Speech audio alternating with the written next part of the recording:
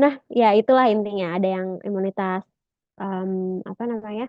Yang pasif, aktif. Tapi kalau di soal-soal untuk OSN biasanya dia udah ngomongin kayak MHC, MHC1, MHC2 itu apa, terus sel T itu bedanya kayak gimana sih gitu.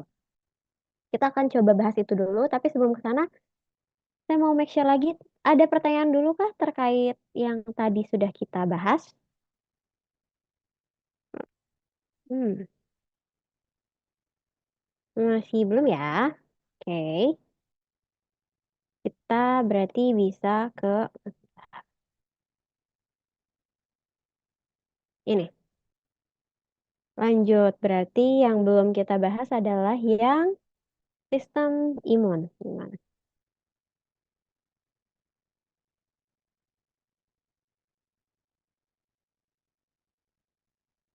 Ini ngomongin tentang antigen, antibody. Tapi untuk sistem imun, spesial untuk sistem imun, kayaknya saya mau kasih intro dulu. Intronya, nggak intro ya, berarti summary lah, ringkasan. Ini adalah basic teman-teman untuk mengerjakan setiap soal sistem imun karena soalnya pasti dari konsep ini. Nggak apa-apa ya, sekarang kita belajar konsepnya dulu untuk sistem imun ini. Jadi sistem imun ini tidak lepas dari, kalau teman-teman tahu istilah fagosit. Nah, fagosit itu kayak sel dia engulf atau makan bagian yang lain. Misalnya ada patogen kayak bakteri gitu, nanti dimakan. Nah, ini disebutnya sebagai fagosit. Sel-sel fagosit apa aja? Ada sel darah putih gitu ya. Biasanya dari monosit. Terus neutrofil gitu-gitu ada sel-sel yang khusus untuk sel fagosit ini. Nah, di sini teman-teman bisa lihat juga hmm, di sistem imun dia juga tidak lepas dari ini apa ya gambarannya. Kalau teman-teman kan kita tahu ya sebetulnya di tubuh kita ini ada banyak sel. Tapi kenapa dan di lingkungan kita juga sebetulnya ada banyak patogen. Oke, sebetulnya teman-teman harus tahu dulu bedanya patogen, antigen, antibodi itu apa. Jadi kalau patogen sendiri dia adalah biasanya suatu organisme yang bisa menyebabkan penyakit. Patogen. Sifatnya ya ya dari kata pato dia kayak penyakit. Jadi patogen itu adalah sesuatu yang bisa menyebabkan sakit. Nah, patogen ini bisa berupa bakteri, virus, jamur, yang ukurannya kecil-kecil, ya whatever. Nah, patogen ini biasanya dia punya sesuatu yang bisa dikenali bahwa dia ini benda asing. Jadi sel tubuh kita, dia biasanya bisa mengenali ada benda asing atau tidak. Itu berdasarkan antigen namanya. Ada antigen yang khusus, bukan antigen khusus ya. Setiap sel itu punya antigen yang spesifik. Jadi kalau dia sel tubuh X dia punya antigen yang gimana, sel tubuh Y punya punya yang seperti apa. Dan biasanya tiap spesies dia bakal beda juga antigennya. Makanya kalau ada asing, ini bukan dari tubuh manusia nih, ini berarti dari tubuh bakteri, maka akan dikenali sama sel-sel tubuh kita. Yang mengenalinya siapa? Yang mengenalinya di sini nanti ada sel-sel yang lain nih di sini. Pertama, bisa jadi ketika dia ada sistem, ketika kita terluka nih misalnya, ketika kita terluka oleh benda tajam, pasti kan di sekitarnya ada banyak bakteri. Bakteri-bakteri ini bisa masuk akhirnya ke dalam tubuh kita. Tapi nanti biasanya bakal dikenalin ada yang namanya makrofag. Terus nanti makrofag dan sel mas ini ngasih sinyal ke sel darah. Terus nanti akhirnya sel-sel darah ini bakal keluar dari pembuluh darah buat akhirnya ya tadi ada yang jadi apa ya nutupin lukanya, ada yang makanin dulu si patogen-patogen ini. Nah, yang makanin berarti sel-sel fagosit. Ini kurang lebih gambaran si sistem imunnya. Tapi ini adalah sistem imun yang awalnya yang cukup sederhana ya, ibaratnya kayak gitu. Yang first barrier apa ya bilangnya? Ya defense pertama lah, pertahanan tubuh pertama. Jadi sebelumnya pertahanan tubuh itu ada berapa jenis sih? Ada dua. Ada yang namanya innate, ada yang namanya adaptif. Innate itu dia udah bawaan. Jadi udah dari sananya kita udah punya. Misalnya kayak kulit, ini kan udah bawaan. Kita ketika kita lahir ada kulitnya, terus ada membran mukus ataupun membran-membran sekresi lendir yang kayak gitu. Itu adalah salah satu contoh innate imunitas yang innate, imunitas yang bawaan. Atau ada juga kayak tadi sel-sel fagosit itu juga merupakan imunitas bawaan atau respon inflamasi.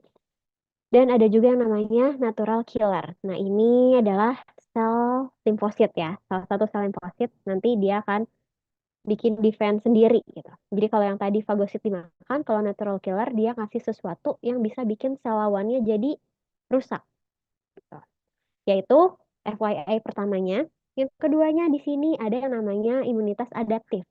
Jadi kalau yang si sistem imun yang awal ini kurang kurang jalan, nanti lama-lama kita akan membentuk yang namanya imunitas adaptif. Kalau dia sudah terkena sesuatu, misalnya yang lebih sulit lagi, dia bakteri ini lama gitu ada di dalam tubuhnya. Maka akan terbentuk imunitas adaptif. Dia ada dua jenis, ada humoral sama cell mediated. Humoral dia ujung-ujungnya bakal menghasilkan antibody. Kalau cell mediated dia akan menghasilkan apa ya? Toksik dari sel T. Nah, sel T sitotoksik namanya jadinya. Bedanya apa lagi dari innate sama adaptif? Innate atau bawaan dia reaksinya cepat. Yang kayak tadi ya, kalau ada luka kan kita langsung nutup kan, nggak lama dari situ. Kalau adaptif dia biasanya agak lama.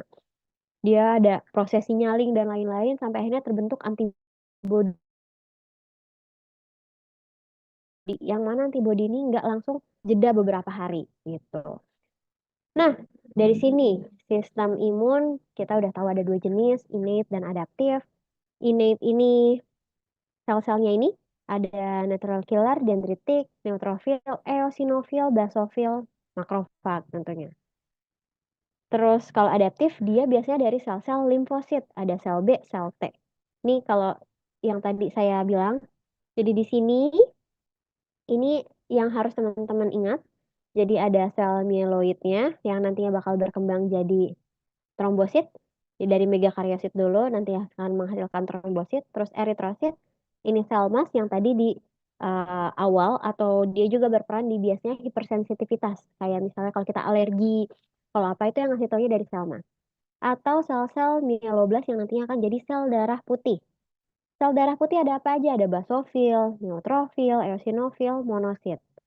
Terus teman-teman yang tadi teman-teman tahu itu ada makrofag di depan. Makrofag itu adalah monosit. Monosit yang ada di luar pembuluh darah. Jadi monosit ketika dia di jaringan nanti disebutnya sebagai makrofag. Tapi dia juga bisa berkembang menjadi sel dendritik.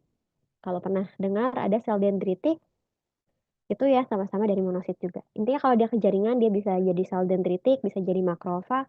Dan biasanya ini dikenal sebagai APC atau antigen presenting cell. Ini APC ini apa? Ini adalah sel yang apa ya nantinya bakal berperan dalam pensinyalan ibaratnya gitu. Oke itu awalnya. Kalau limfoid gimana Kak? Kalau limfoid dia ada dua jenis. Jadi ada yang ukurannya besar sama kecil. Yang besar itu disebutnya natural killer. Yang agak kecil ini nantinya akan jadi sel T sama sel B.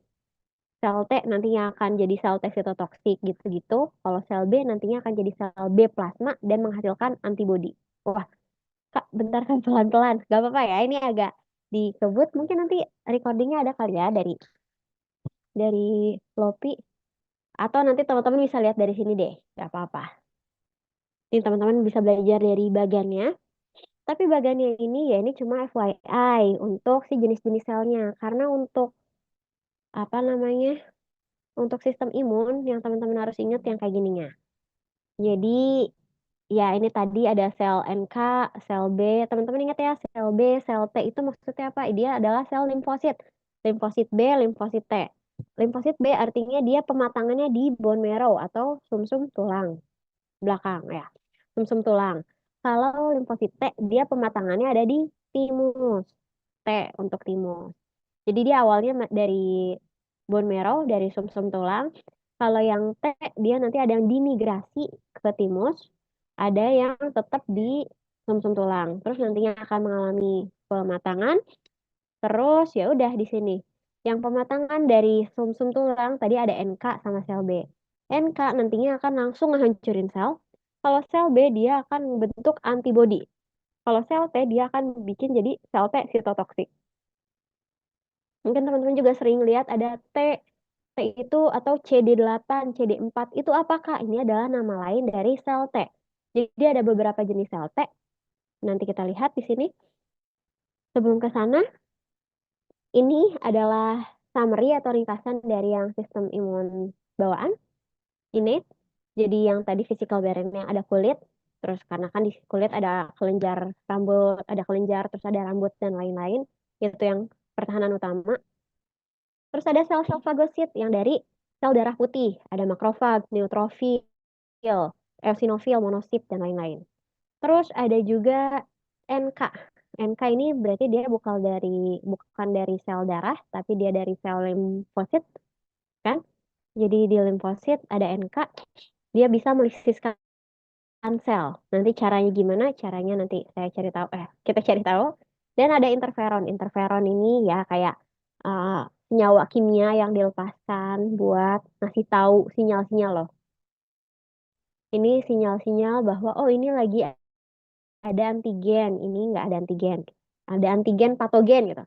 Ini lagi ada patogen nih di sini, jadi sel darahnya harus masuk sini. Nah, dia dari interferon salah satunya. Terus ada juga kok protein komplement. Protein komplement ini dia yang ya namanya sesuai namanya, komplement. Jadi protein-protein ini berkomplement menyatu untuk menghancurkan si patogennya. Atau reaksi inflamasi, dia biasanya kaitannya sama sel mast. Ini juga ada apa ya? Ada kaitannya sama hipersensitivitas. Kalau alergi, alergi di sini juga. Atau dia demam. Ya, ini adalah yang imunitas bawaan, innate immunity. Terus kalau yang ini gimana tadi saya bilang NK. NK ini gimana sih nih kalau teman-teman tadi kita sudah lihat masih ada ini ya. Sel apa kalau sel terus ngasih suatu senyawa ke sel targetnya. Berarti dia kan kalau di sel yang terdekat dia parakrin. Ibaratnya kayak gitu teman-teman. Jadi sel NK ini dia ngedeketin sel targetnya. Tapi biasanya si sel targetnya ini dikasih suatu senyawa. Sekresinya kalau senyawa kan dari badan Golgi ya. Ya ini FYI aja lah ya dari badan Golgi atau dari mananya. Intinya si NK ini dia akan menghasilkan molekul yang namanya perforin. Perforin ini kayak molekul-molekul yang fungsinya ingat per dari kata por. Jadi dia akan bikin lubang-lubang di sel target ini. Perforin ini dia akan bikin lubang di sel target. Jadi sel targetnya lama-lama kalau dia bolong kan bisa kemasukan air jadinya lisis gitu. Jadi di sini si sel NK akan ngelubangin sel targetnya. Sel targetnya apa? Sel targetnya biasanya sel abnormal yang sudah diinfeksi atau terinfeksi sama mikroorganisme ataupun virus yang sudah terinfeksi patogen. Ini sel NK. Kalau interferon ya udah saya skip dulu biar nggak terlalu bingung. Kalau respons inflamasi yang tadi ya, nah kalau respons inflamasi kayak gimana? Misalnya kalau ada luka, terus nanti biasanya yang akan diaktifasi adalah sel mast. Sel mast ngeluarin histamin, heparin, terus dia juga akan ngasih sinyal ke yang lain buat kayak pembuluh darahnya biasanya jadi melebar. Kenapa? Kalau pembuluh darah melebar, biasanya kan alirannya jadi lebih cepat. Aliran darah lebih cepat, nanti bakal banyak sel-sel darah yang bisa menuju ke daerah yang luka. Ya kan? Karena dia kan butuh banyak sel darah tuh, kayak sel-sel darah putihnya juga. Jadi akhirnya bisa makanin patogen-patogen di sekitar lukanya. Atau sel-sel trombositnya, dia bisa nutupin, ya plateletnya deh ya. Plateletnya dia bisa nutupin si lukanya gitu. Dan terbentuklah jaringan yang baru. Tapi kalau ternyata itu bukan luka, kayak patogen itu ya tidak terlihat tapi bikin kita sakit yang kayak batuk, pilek, itu kayak gimana sih Kak? Jadi biasanya kalau dia yang melibatkan virus atau melibatkan apa ya?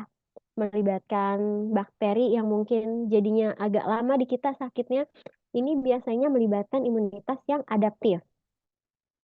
Ada apa aja sih di sini? Yang terlibat adalah sel T, sel B, dan NK juga masih terlibat ternyata. Terlibatnya kayak gimana? Oke. Jadi yang adaptif ini dia se apa ya? Gambaran umumnya nih. Dia ini tadi kan saya bilang ada dua. Yang pertama humoral. Humoral itu dia akan menghasilkan antibodi. Dia ini aktivasinya sel B sama sel mediated. Sel mediated itu berarti dia termediasi oleh sel biasanya langsung mengaktifasi sel T karena sel T ini punya kemampuan sitotoksik gitu. dia langsung menyerang si patogennya. Kalau sel B enggak, tapi dia punya kemampuan untuk menghasilkan antibodi. Itu konsep utamanya. Tapi gimana mekanismenya? Ini yang sering ditanyain di soal justru. Gimana mekanisme aktivasi sel T sama sel B? Kita mulai dari sel T dulu. Oke, ini saya agak cepet. Kecepatan nggak apa-apa ya. Nanti kita bisa ini dulu deh. Kak, pelan-pelan gitu ya. Ini yang agak penting. Saya ini agak pelan deh. Bentar, ini tuh. Oke, ini sel limfosit T. Limfosit T ini ada dua aktivasinya. Jadi yang pertama, kalau si limfosit T-nya ini ketemu sama patogen yang dia ini cuma masukin materi genetik atau masukin protein tertentu dan menginfeksi si sel tubuh manusia. Jadi sel tubuhnya terinfeksi, misalnya akibat virus. Kalau virus, dia kan langsung ngeinjeksi materi genetiknya ya. Nah, materi genetiknya atau proteinnya atau bagian apapun yang dari si patogen itu biasanya akan dikenali oleh sel, terus kan akan bikin selnya ini jadi abnormal, ya nggak sih? Nah, ketika ada sel yang abnormal dan dia ini mengandung si patogen dari virus atau patogen dari apa ya? Oh, bagian dari patogen ya, bagian dari patogennya, biasanya nanti akan diproses di RE, retikulum endoplasma, supaya si yang tadi antigennya ini bakal dimunculin di sel yang abnormal itu.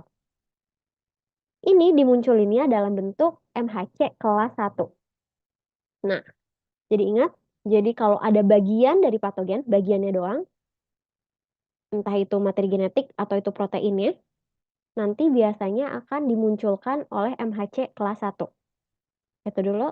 MHC kelas 1 ini biasanya bikin selnya jadi abnormal. Ini dia langsung menyerang sel tubuh biasa nih. Sel tubuhnya diserang, jadi dikeluarinnya MHC kelas 1. MHC kelas 1 ini apa? Ini tuh semacam sinyal di tubuh kita. Jadi sel tubuhnya ngasih sinyal, hey, ini ada sel yang diserang loh. Terus dia keluarin lah MHC kelas 1.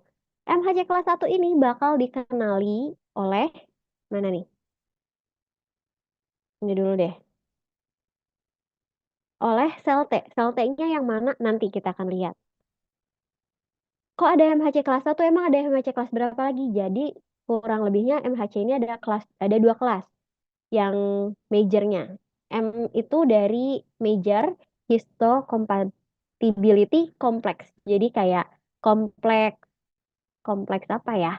Kompleks protein lah ibaratnya. Kompleks protein untuk pensinyalan. Terus kalau yang kelas 2 gimana, Kak? Kalau yang kelas 2 ini biasanya dia dimakan, si patogennya ini dimakan langsung sama sel-sel fagosit. Sel fagositnya ini misalnya makan si patogennya ini ya sama ya, nanti antigennya bakal dimunculin. Tapi kan yang munculinnya si sel fagosit. Nah, sel fagosit ini disebutnya sebagai APC atau antigen presenting cell. Bedanya kalau sini, ini adalah sel tubuh yang normal tapi akhirnya terinfeksi gitu. Ini sel tubuh. Kalau sel tubuh yang terinfeksi, dia akan memunculkan MHC kelas 1. Tapi kalau dia kaitannya sama APC, dia akan memunculkan MHC kelas 2. Gitu. Itu bedanya MHC kelas 1, MHC kelas 2. Terus bedanya apa? Emang sel T yang teraktivasi bakal beda? Betul. Jadi MHC kelas 1 nih, dia akan mengaktifkan sel T CD8 atau dikenal sebagai sel T sitotoksik. Ini TC, C-nya adalah sitotoksik. Nah, ini gambaran apa ya? Gambaran rangkaian ceritanya gini. Ini yang tadi sel tubuh yang terinfeksi, dia kan akan memunculkan MHC kelas 1. MHC kelas 1 ini akan dikenali oleh sel T CD8. Ini gambaran ininya, gambaran besarnya di sini. Ini bakal dikenali nanti si TCD8-nya ini kan tadinya inaktif. Dia akhirnya bakal diaktifkan,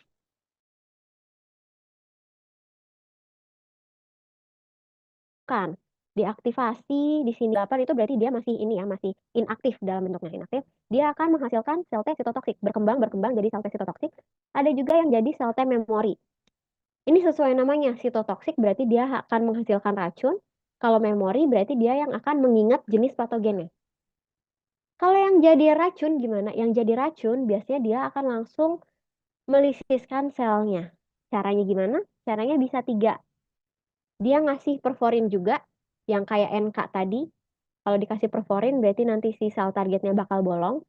Atau dia ngerilis sitokin. Sitokin itu yang untuk memicu apoptosis sel. Mungkin teman-teman pernah dengar badai sitokin waktu kita zaman-zaman COVID kemarin. Nah, itu memicu apoptosis sel atau dia ngasih limfotoksin. Limfotoksin ini dia kayak ngerusak metabolisme selnya. Nanti lama-lama selnya ini bakal jadi hancur gitu. Ini adalah sel T CD8. Terus kalau MHC kelas 2 gimana? Kalau MHC kelas 2 yang ada dari APC, ini dia mengaktifasinya CD4. Ini dikenalnya sebagai T helper. Kalau CD8 tadi adalah T sitotoksik, T CD4 adalah T helper. Jadi kalau T helper, ibaratnya dia tuh helper, membantu. Jadi dia tidak langsung bikin selnya jadi mati atau si patogennya jadi langsung rusak, tapi dia ini menolong sel-sel imun yang lain untuk untuk menghancurkan si patogennya. Caranya gimana? Sama aja. Tadi CD4-nya kan tadi belum aktif. Terus dia akan jadi yang CD4 yang aktif atau sel T helper yang aktif. Nanti dia T helpernya akan jadi sel memori sama dia untuk mengingat jenis patogennya. Dan ada juga sel T-nya jadi ini, teman-teman. Gini, sel T ini dia akan mengaktifkan sel B. T helpernya dia membantu sel B. Sel B kan yang tadi ya, sel B ini di humoral. Dia akan membantu sel B. Sel B itu jadi aktif dan akan menghasilkan antibodi. Jadi sel B ini tetap harus diaktifasi oleh sel T. T-nya T helper atau CD4. Ibaratnya gitu. Jadi di sini sel T-nya bakal ngebuat sel B jadi aktif. Kalau sel B aktif sama aja nanti pasti ada yang jadi B memory untuk mengingat jenis antigennya. Dan kalau sel B yang aktif nantinya akan jadi sel B plasma dan menghasilkan antibodi. Antibodi ini yang akan dipakai untuk menyerang si patogen. Makanya di sini T-nya disebut T helper karena hanya menolong gitu. Nah, gambaran umumnya kayak gini. MHC kelas 1 itu CD8. MHC kelas 1 itu berarti kalau dia yang menginfeksi sel sel tubuh manusia biasa. Jadi bagian dari antigen masuk ke sel tubuh manusia. Sel tubuh manusia akan memunculkan MHC kelas 1 dan akan dikenali oleh CD8. CD8 ini akan berkembang jadi yang tadi sitotoksik atau memori. Kalau yang lainnya ada namanya regulatory, tapi ini jarang kebahas. Kalau dia di apa ya? Kalau dia langsung dimakan sama APC, berarti dia akan APC-nya akan memunculkan MHC kelas 2. MHC kelas 2 dikenalinya oleh CD4. CD4 ini dikenal juga sebagai T helper, nanti juga dia akan mengaktifkan T memory. Intinya seperti itu ringkasnya.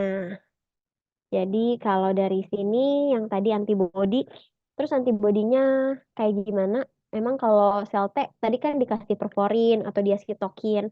Kalau antibody dia kayak gimana? Antibody ini ya dia sebetulnya bakal mengelilingi si patogen. Nanti setelah itu ngapain Kak? Dia bisa ini, sorry. Dia kerjanya bisa punya dua mekanisme ini. Dia bisa bikin netral patogennya, jadi kayak ngeblocking gitu. Atau dia ini patogennya jadi gampang buat dimakan sama si sel-sel fagosit gitu. Jadi untuk sel-sel fagosit kayak neutrofil, makrofag ini dia akan memicu terjadinya netralisasi namanya. Ibaratnya gitu. Jadi yang akan berperan apakah antibodi dia akan bikin sel patogennya jadi apa ya? Jadi berkurang secara langsung? Enggak. Dia cuma bisa memblok patogennya biar tidak bereaksi sama yang lain atau dia ngebantu patogennya biar dimakanin sama sel-sel fagosit gitu. Antibodi ini jenisnya ada apa aja, Kak? Ada 5 jenis yang paling utamanya. Nggak ada yang emang 5 jenis. Ada IgG, IgE, IgD, IgM, sama IgA. Kalau IgG ini adalah antibodi utama yang ada di tubuh kita sebetulnya. Antibodi utamanya adalah IgG. Dan IgG ini bisa diturunkan dari ibu ke anak lewat plasenta. Ini pernah ada soalnya. Di tahun berapa saya lupa. Ini pernah ada soalnya IgG ini bisa diturunkan dari ibu ke anak. Kalau IgE ini biasanya berkaitan sama respon hipersensitif. Kayak misalnya dia yang tadi ya, ada alergi atau apa, berarti hubungannya sama sel mas, heparin yang gitu-gitu, ini biasanya heparin, histamin, ini sama IgE. Kalau IgD ini termasuk antibodi yang agak baru, jadi belum terlalu banyak fungsinya, belum banyak diketahui fungsinya. Terus kalau IgM, ini adalah antibodi kelas pertama. Kelas pertama tuh gimana maksudnya? Jadi ketika kita terserang pertama, itu pasti yang pertama keluar adalah IgM. Baru nanti IgG-nya. Kalau IgA ini biasanya di tempat-tempat sekresi sesuatu kayak misalnya air mata, air liur, mukus, dan lain-lain itu dari IgA. Mengandungnya IgA. Mm-mm. Nah, coba kita lihat lagi. Emang kaitannya IgM sama IgG apa? Ini yang sering keluar juga, teman-teman. Mana ini? Oke, ini IgM. IgM itu antibodi yang pertamanya, terus IgG itu baru antibodi yang kedua. Ini gimana cara membacanya? Oke, jadi kalau IgM, nah ya. Jadi ketika kita pertama kali ini primary response, ini secondary response. Primary response ini respon pertama, berarti ketika ada serangan pertama kali, yang terjadinya adalah ini. Ketika kita pertama kali diserang sama patogen, IgM-nya akan keluar ya, antibodinya akan keluar, akan tinggi. Nah, beberapa hari setelahnya IgG-nya akan keluar juga. Karena dia antibodi utama, IgG ini pasti lebih tinggi dari IgM. Tapi karena IgM antibodi pertama, makanya dia keluarnya gini. Ingat pertama sama utama, yang pertama belum tentu utama gitu ya. Nah, kalau yang respon sekunder, jadi kalau ada serangan kedua kalinya dari patogen yang sama, misalnya kita lagi sakit, terus udah sembuh, terus nanti sakit lagi. Nah, kalau kita sakit lagi untuk yang kedua kalinya, IgG-nya akan langsung tinggi. Sedangkan kalau IgM dia akan langsung mengenali gitu. Bedanya ini ya, kalau IgM tingginya akan tetap, tapi waktunya dia akan lebih cepat. Kalau IgG dia udah waktunya akan lebih cepat dan tingginya jadi lebih tinggi lagi karena dia udah pernah nih kedatangan si antibodi itu. Gitu. Ini hubungan antara IgM sama IgG. Kalau teman-teman pernah tes COVID dulu, tesnya berdasarkan antibodi yang bukan PCR, ini tuh bisa menentukan kapan kita itu sakitnya udah berapa lama gitu. Sakitnya apakah baru-baru dari masa inkubasi atau dia sudah mau sembuh atau gimana. Karena kan suka dikasih tahu ya, oh ini nggak apa-apa udah lewat dari sekian hari, jadi nggak apa-apa kalau udah ketemu sama orang gitu. Udah lewat dari 10 hari nggak apa-apa ketemu sama orang. Atau ini masih baru-baru jadi jangan ketemu sama orang. Taunya dari mana kita masih baru atau enggak? Taunya dari kadar IgM sama IgG-nya. Jadi kalau pertama kali masih awal-awal keserang, biasanya IgM-nya positif. Terus kalau hari kedua, hari ketiga, IgG-nya ikutan positif. Dan seterusnya misalnya sampai udah lewat dari H plus sekian, entah itu 2 minggu, tapi masih sakit, biasanya IgM-nya udah negatif, tapi IgG-nya masih positif. Jadi kalau salah satunya positif, terus salah satunya negatif, yaitu kita bisa tahu nih, yang positifnya apa, IgM atau IgG. Kalau yang positif, kalau yang positifnya IgM, artinya itu masih dalam tahap awal inkubasi. Tapi kalau yang positifnya adalah IgG, oh berarti dia memang sudah udah lama nih sakitnya gitu dan masih dalam kondisi sakit ibaratnya gitu. Gitu makanya suka ada dia ini positif dua-duanya IgM IgG-nya oh udah pasti dia masih masa inkubasi dan masih anget-angetnya. Tapi kalau IgM-nya udah negatif, oh berarti dia udah bentar lagi nih udah sembuh nih karena tinggal IgG-nya doang gitu. Begitu. Ini agak panjang. Sama yang kayak gini ini teman-teman tadi kita tahu ada T helper. Di sini ada T helper. Jadi T helper ini adalah salah satu incerannya dari HIV. Kalau teman-teman tahu. Jadi HIV sendiri adalah salah satu virus yang kan menyerang sistem imun kita. Emang menyerangnya itu apa? ternyata dia menyerang sel T, teman-teman. Sel T-nya T helper alias CD4. Jadi CD4 kan yang menghasilkan apa sih? Yang menghasilkan antibodi gitu ya. Bukan yang menghasilkan antibodi. C4 kan T helper ini dia akan membantu sel B untuk menghasilkan antibodi. Kalau dia menginfeksi sel T, si sel T helper, berarti kan nggak akan ada yang mengaktifasi sel B untuk menghasilkan antibodi. Jadi lama-lama dia nggak bisa memproduksi antibodi. Makanya bisa dilihat nih. Jadi orang yang HIV, yang terkena HIV, awalnya dia sel T-nya lama-lama nih di sini makin menurun, makin menurun, makin menurun. Ketika sel T-nya makin menurun, dia makin lama nggak bisa membentuk antibodinya sendiri. Makanya dia lama-lama bakal terkena banyak penyakit lain. Jadi orang yang terkena HIV biasanya sakitnya karena sakit lain. Ketika dia udah banyak sakit, ini disebut sebagai AIDS. Jadi orang yang HIV belum tentu AIDS, tapi orang yang AIDS ini udah pasti HIV-nya udah tinggi gitu. Begitu, ini agak buru-buru ya ternyata ya. Sampai sini dulu ada pertanyaan kah teman-teman? Gak apa-apa ya kalau ini agak buru-buru, nanti kalau ternyata em, belum kebayang kita bisa ini dulu nih. Besok teman-teman mungkin, aduh Kak, aku mau coba mempelajari dulu deh sendiri nanti malam boleh. Jangan lupa PPT-nya tadi saya juga sudah share. Ya saya sudah share di Google Classroom sih. Tapi kalau mau lihat langsung, boleh nanti di sini. Ini,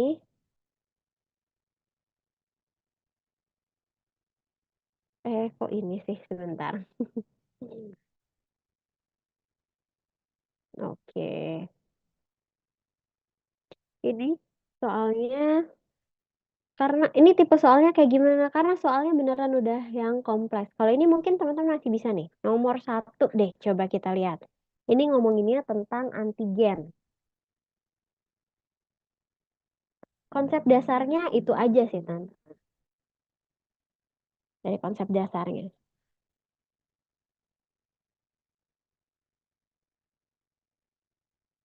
Agak ngebut ya, sorry ya. Tapi kalau ada yang mau ditanyakan, mau didiskusikan, Kak, mau dong dibahas pelan-pelan yang gimana sih yang sel T, sel apa gitu.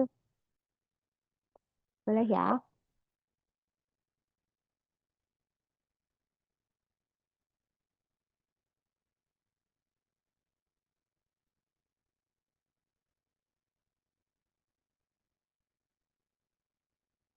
Biologi sel molekuler, nanti saya cek ya.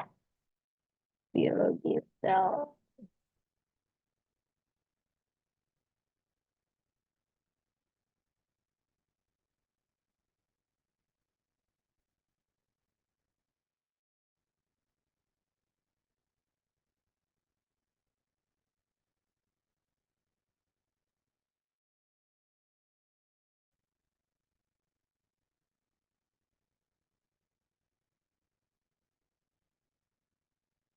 Oh, saya salah. Oke.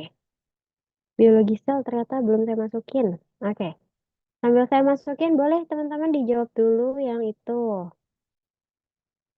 Eh, eh, eh, biologi.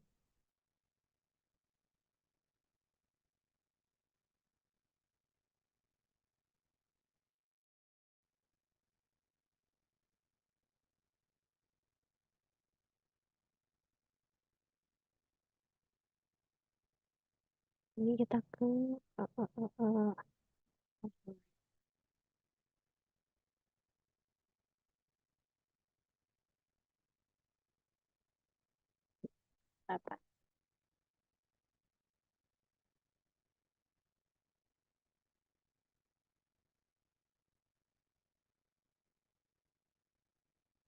Oke.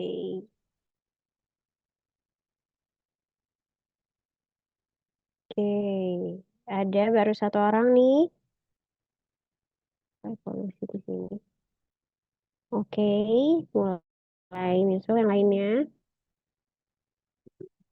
Dari saya sambil update ini dulu ya, biologi sel. Oke.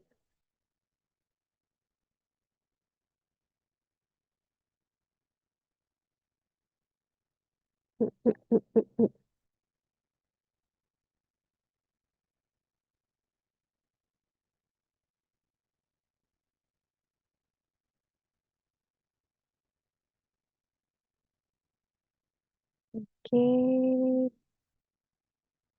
ini sorry.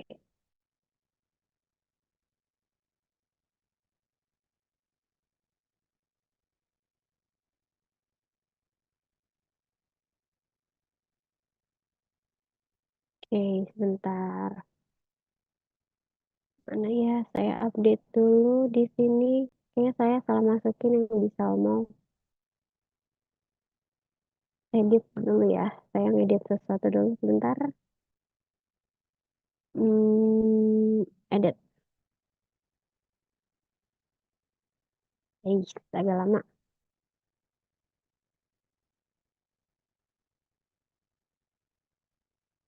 Oke, ini saya salah masukinnya. Oke, oke. Oke, ini ada SBBS, SSBS. Mari kita bahas. Ini dia, kalau kita ingat lagi gambar yang tadi ya, gambar IgM sama IgG. IgM sama IgG gambar yang ini. Yang ini. Ini adalah maksudnya respon primer, yang ini adalah respon sekunder. Respon primer berarti kan pertama kali terserang. Respon sekunder berarti ketika kedua kalinya.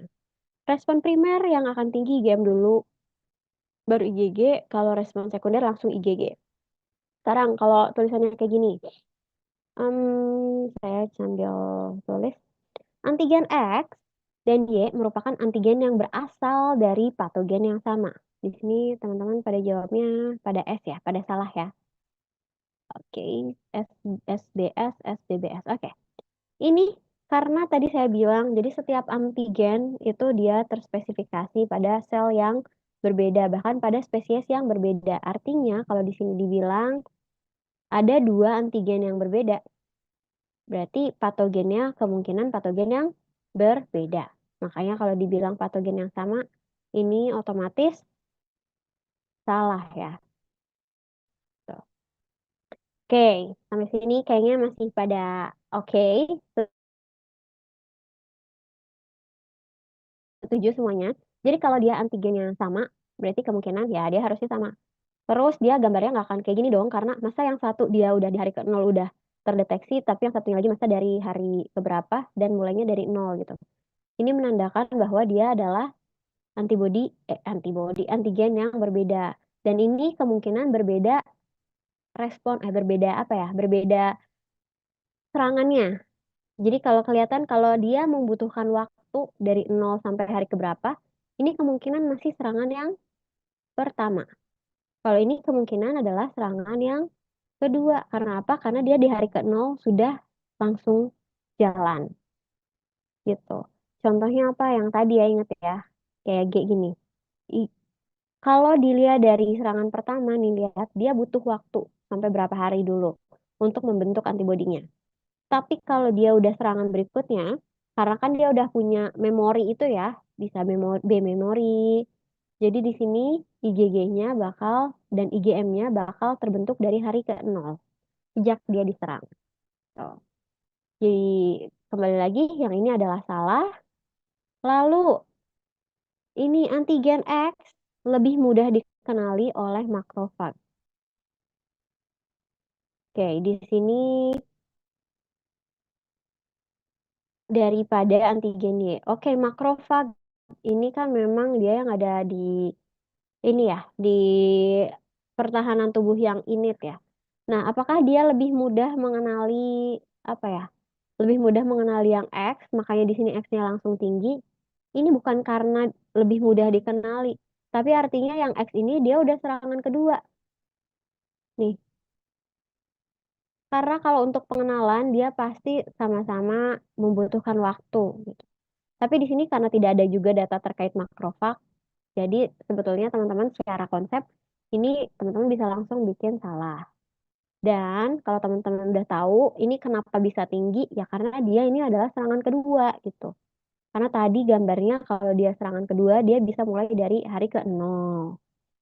Walaupun hari ke-0 iya, apalagi dia hari ke-0, dia berarti kemungkinan belum sembuh banget nih kayaknya dari si itunya. Jadi dia antibodinya nggak dari 0 banget, masih ada antibodi sisa, kayaknya gitu. Kalau yang ini, anak tersebut sudah pernah terinfeksi oleh patogen yang memiliki antigen X. Ini karena dia serangan kedua, ini pasti benar. Berarti kan nggak ada serangan pertamanya ya.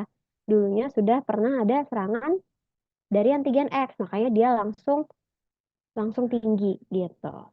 Dan yang terakhir, respons terhadap antigen Y membutuhkan aktivasi sel-sel limfosit. Sedangkan respons terhadap antigen X tidak. Di sini teman-teman pada jawab apa? Saya lihat dulu, pada jawab salah-salah. Oke. Ini taunya dari mana? Oke, ini sebetulnya teman-teman jangan dihafalin karena ini saya yakin teman-teman udah banyak menemukan pembahasan tentang kayak gini. Tapi teman-teman harus tahu konsepnya. Ini kenapa ini salah? Karena aktivasi sel-sel limfosit. Ingat, limfosit sendiri dia akan mengaktifasi sel B, ya kan? Ingat yang limfosit T helper. Jadi sel B ini harus diaktifasi oleh T helper. T helper ini kan limfosit. Nah, ini dihasilkan nih dua-duanya antibodi. Artinya dua-duanya ini berperan, bukan berperan, dua-duanya ini harus diaktifasi oleh sel-sel limfosit. Berarti yang ini kalau dibilang respons terhadap antigennya membutuhkan aktivasi sel limfosit, tapi yang X enggak, ini jadinya salah. Karena antibodi dihasilkan oleh sel T helper dan dia dua-duanya dihasilkan antibodi, artinya dua-duanya membutuhkan aktivasi sel T helper. Gitu. Jadi ini salah, salah, benar, salah. Oke, sampai sini dulu. Ada pertanyaan? 3, 2. Aduh, Kak, kok ngebut banget ya? Oke, nggak apa-apa ya. Nanti teman-teman silakan dibaca dulu karena ini memang materi yang agak berat. Nanti di sini juga ada latihan-latihan soal, boleh nomor 2 sampai 5 coba teman-teman kerjakan. Ini yang saya bahkan tambahkan yang di 2023 ya, kemarin ada yang kayak gini. Ternyata 2023